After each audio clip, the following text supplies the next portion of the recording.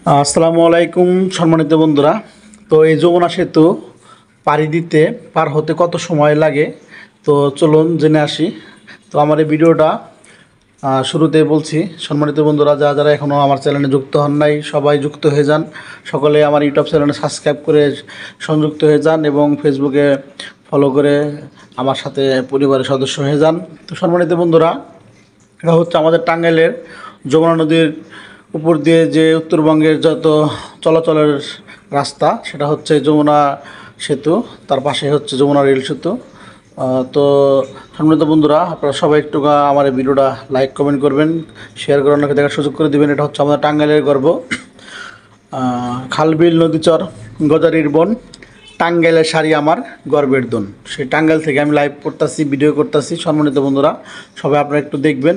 তো আসল কথা হচ্ছে যে এই ব্রিজটা কিন্তু অনেক আগে, প্রায় 97 সনে বা 98 সনে এরকম দিকে, সঠিক আমি বলতে পারতেছি না। তো সঠিক জেনে অবশ্যই পরবর্তী ভিডিওতে জানাবো। তো আসলে আমাদের টাঙ্গাইলের কিন্তু একটা গর্ব যে আমাদের টাঙ্গাইলে এরকম একটা বড় ব্রিজ আমাদের টাঙ্গাইলে আছে। তো যদি ওই ব্রিজটা কিছু অংশ পড়েছে টাঙ্গাইলে, কিছু অংশ পড়েছে সিরাজগঞ্জে। তো যাই হোক, দুই জেলার মাঝামাঝি। তো আমাদের দুই জেলায় হচ্ছে এই ব্রিজটা যতটুকু জেনেছি পড়েছে কালিহাতি থানা এরিয়ায়। আর আপনার রেল সেতুটা বোয়াপুরের কাছাকাছি পড়েছে, সম্ভবত বোয়াপুরের মানে সীমানা শেষের দিকে আর কি।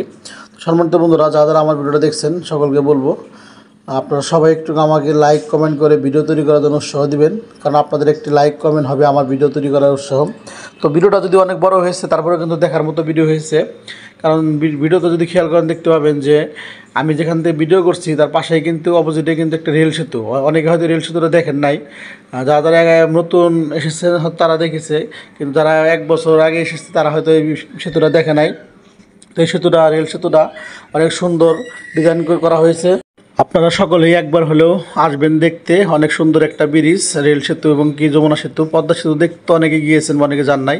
যারা 1 বছর আগে এসেছিলেন তারা কিন্তু রেল সেতুটা পুরোপুরি দেখতে পান নাই, তাই সকলকে বলবো সবাই দেখে যাবেন।